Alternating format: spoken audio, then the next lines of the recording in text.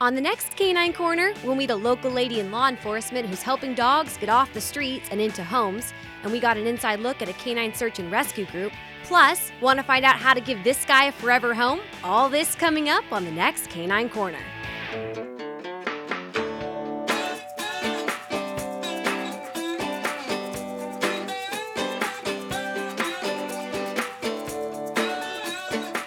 Hi there, I'm Riannon Trutanich, your host for Canine Corner, the show that your dog will give 2 paws up. We have a very exciting show for you today. We'll meet a local lady in law enforcement who started a grassroots rescue organization, and we'll learn about search and rescue dogs from a canine search and rescue team based right here in Southern California. But first, let's meet the adorable dogs from Bullies and Buddies Rescue who are looking for their forever homes. I'm Jennifer Rosen with Bullies and Buddies Rescue, and we are located in Hermosa Beach, well actually Redondo Beach, Hermosa Beach, South Bay area, and we are actually the only pit bull rescue in the South Bay. We know our dogs very well. We don't have a facility, they're not kenneled, they are all in fosters. So we need fosters. It is the best way to help us to continue to help saving lives. So all of our fosters, we couldn't do this without them. This is China. She is about 6 months old. Unfortunately, she was found in LA, so a guy brought her in thinking that it was the right thing to do, and his wife was not okay with having a puppy. And puppies, you know, can be destructive. They're puppies, they're learning, so it's up to us to train them and show them what's expected. So she lived in a closet for about 3 weeks.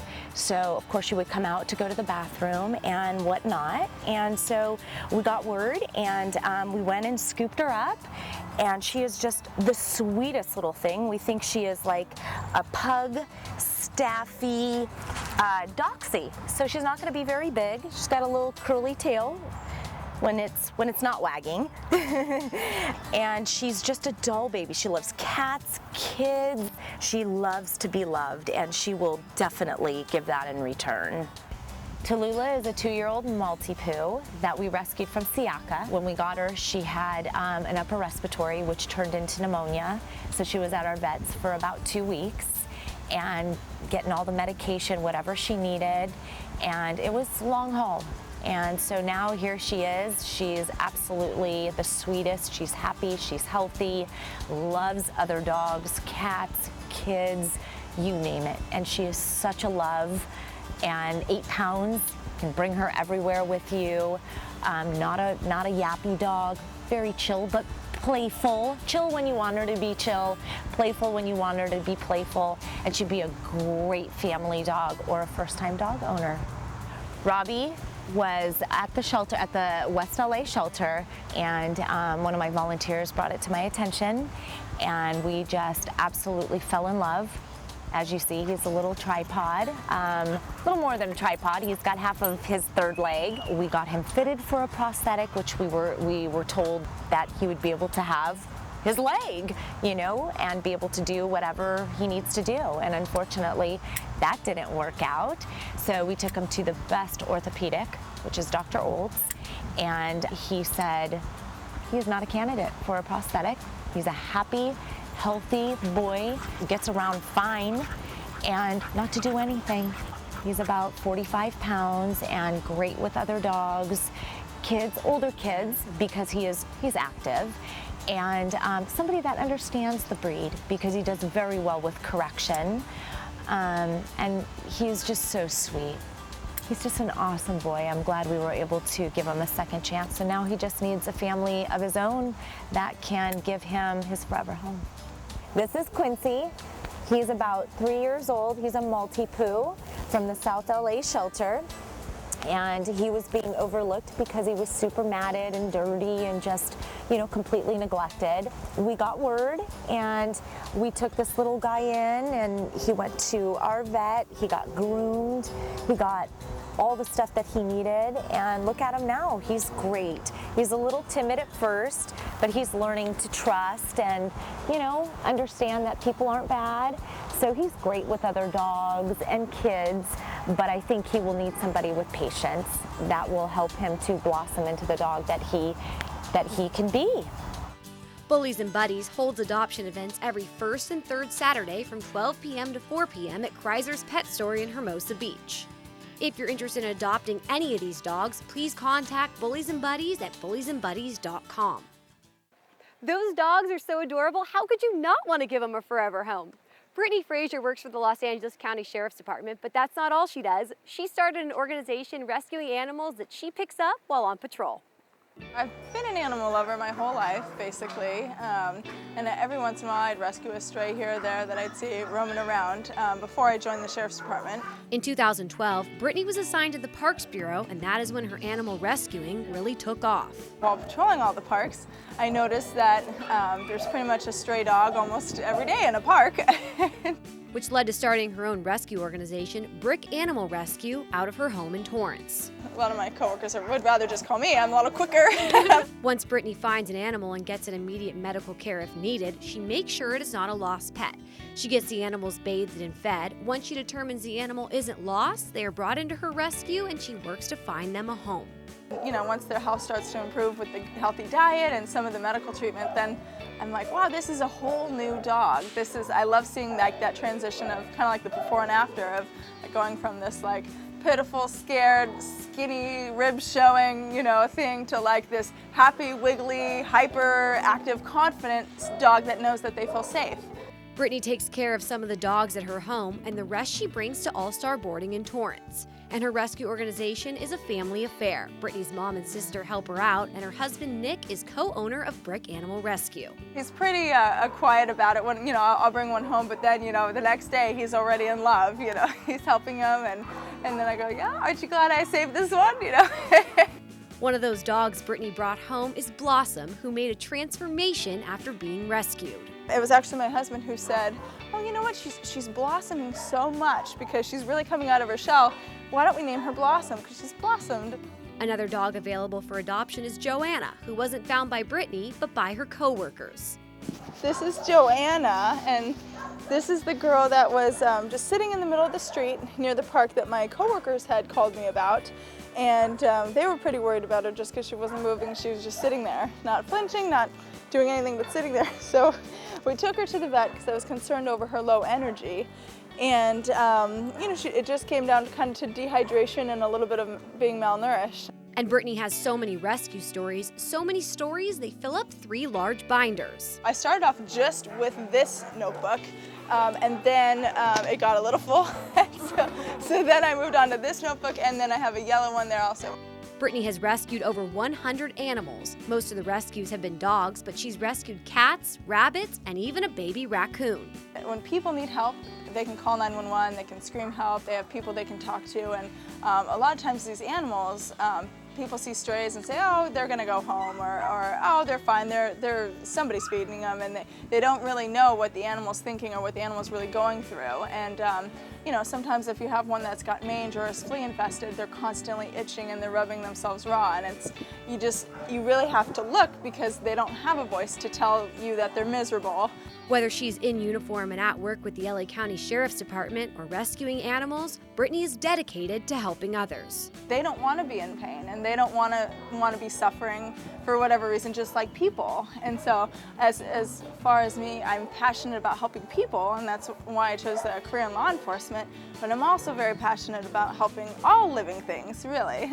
And one by one, Brittany is making a difference. Seeing one, you know, it can be a little discouraging because I'm just helping that one, but it's still that one life saved, and that's how we've got to look at it, is that this one life it made such a difference for.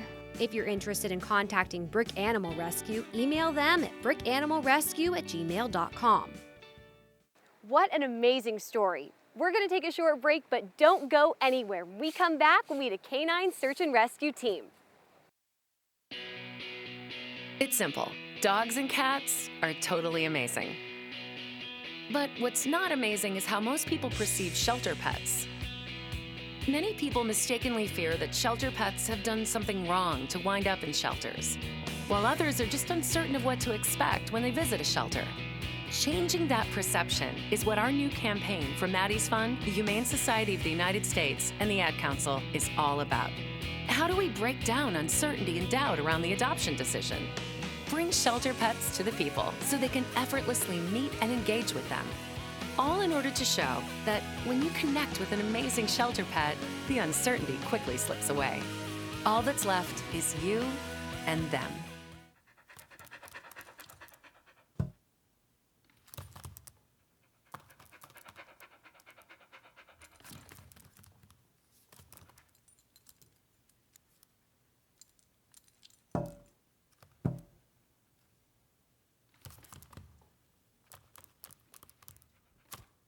There's a shelter pet who wants to meet you. Meet one today. Visit theshelterpetproject.org. Adopt. To do this, we made it so your TV, computer, mobile, and tablet screens were the only things separating you from the pet. And then we let the amazing shelter pets do the rest.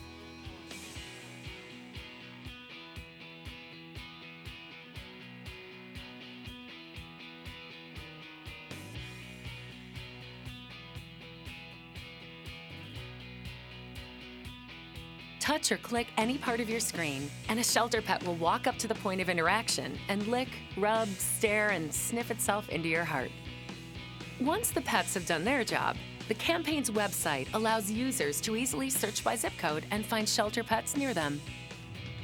By partnering with the Ad Council to support the Shelter Pet Project on TV and radio, out of home and online, you are showing people in your community how simple it can be to connect with, find, and adopt a shelter pet. In the end, it all comes together to form one powerful message. Shelter pets are amazing pets. There are hundreds of thousands of amazing shelter pets available to adopt. Support this campaign and help give a pet a home today. Welcome back to Canine Corner. I'm your host, Riannon Trutanich. Now, we aren't the only ones who can conserve water during this drought. Our dogs can save water too. Let's learn some ways that you and your dog can conserve water together. First, I would probably, mainly most dogs have water bowls. So there is a solution. You could have an automatic waterer, which water is only available and it's fresh. Every time the dog needs it, it just screws onto your water spigot. The dog pushes down on it, water comes out. That way you're not wasting water, changing water through the bowl throughout the day. So that's a good choice. It's a tough one because now, because of the drought, yes, people still use their sprinklers, but they use them very early. So usually it's like my house, 4 a.m., 6 a.m. So usually it's probably not going to be available for a dog to use.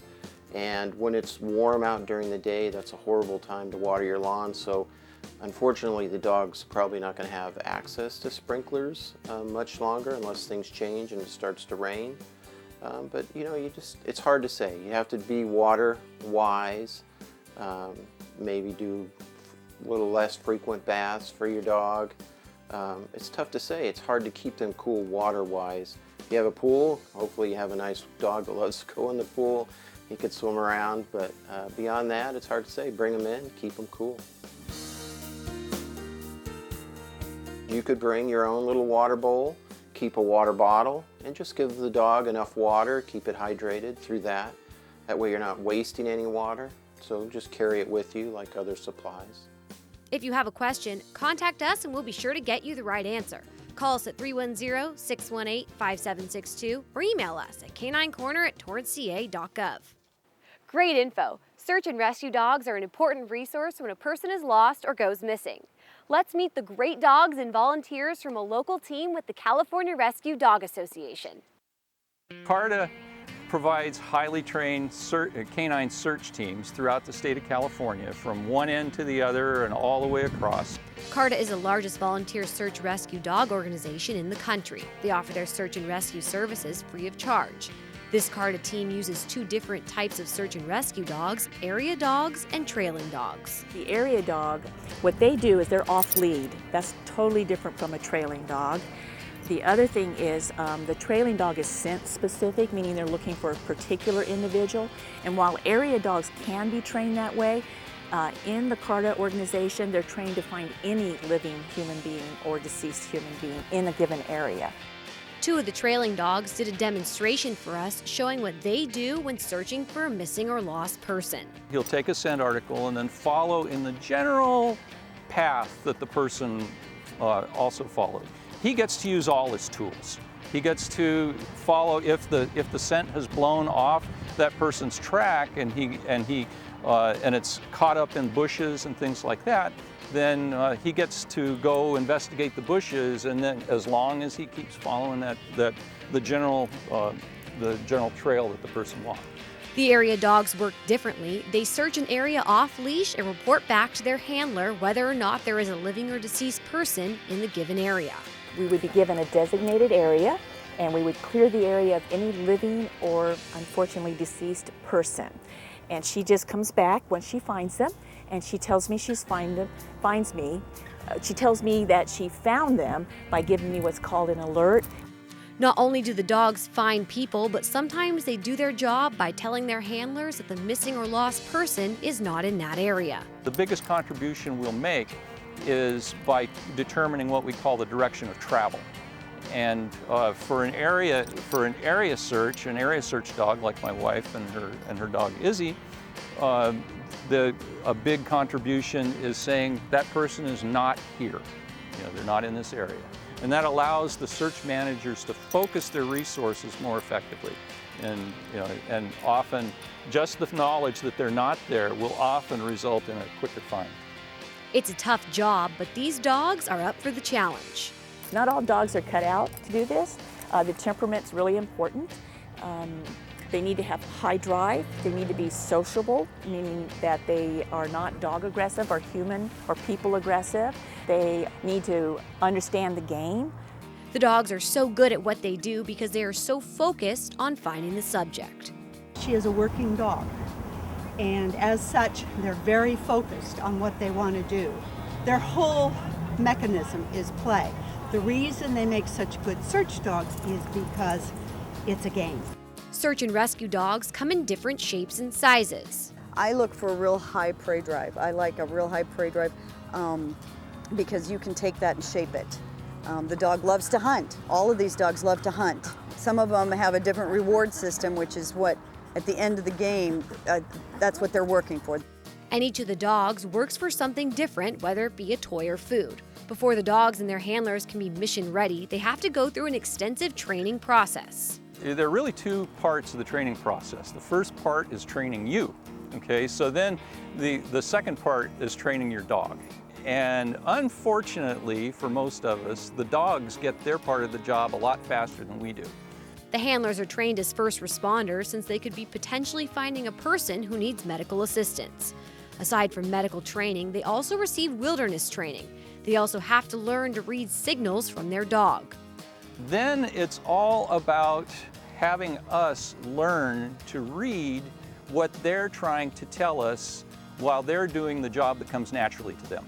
Timmy Fisher is in the certification process with her dog Izzy. I'm already certified, but she needs to be certified. There's 2 more tests to do. The final test for her, for Mission Ready, is 120 acres. I have 4 hours and I have to clear it. You can have 1 to 3 people in it. And so that is quite a job. So they're very well trained. CARTA definitely has a good training system in place. The training does not end after the dogs and handlers are certified. The volunteers donate their time and resources to travel to various places to train. You have to work every weekend. You have to go out and train with these animals and learn them, learn them as individual creatures and try to learn how to read them. The handlers and dogs work together. It's a tremendously dedicated group of volunteers, and it is all voluntary. All personal resources are devoted to this, and we are very proud to be associated with this group of people. Their dedication and their drive is almost as much as their dogs. And both the handlers and the dogs are dedicated to CARTA. It's really exciting to have the opportunity to serve with my dog. They can do incredible things, so she's apparently going to be charming. So the idea that they could possibly provide comfort to a family that's so very frightened is pretty awesome. If you're interested in contacting CARTA, please visit carta.org or email them at info@carta.org. CARTA offers their services free of charge to law enforcement and families of missing people. CARTA accepts donations which are tax deductible. You can also donate your time and volunteer with CARTA. You can train to be a member of a search team or assist in their training. Now, if you missed the adoption segment at the beginning of our show or just want to see the adorable dogs again, here's your recap. China is a 6-month-old pug staffy doxie mix. She gets along with other dogs and cats. She's great with children. She loves to play and is a very sweet dog. Tallulah is a 2-year-old Maltipoo. She's very sweet. She gets along with other dogs. She would be a good dog for a family or for a first-time dog owner. Robbie is a 3-year-old Pit Bull Terrier. He's great with other dogs. He'd be best in a home with older children since he is active. He loves car rides and he loves to snuggle.